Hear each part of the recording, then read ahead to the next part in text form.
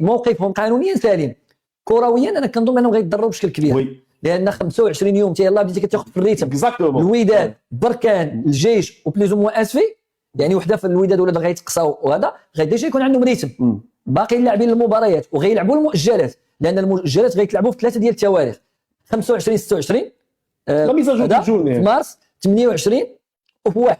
هاد لي دات غيتلعبوا فيهم المباريات المؤجله، بالتالي هما غيربحوا 2 ماتشات ديال لاكاف وغيلعبوا يعني 5 ديال المباريات غيبقاو في الريتم طيله الشهر.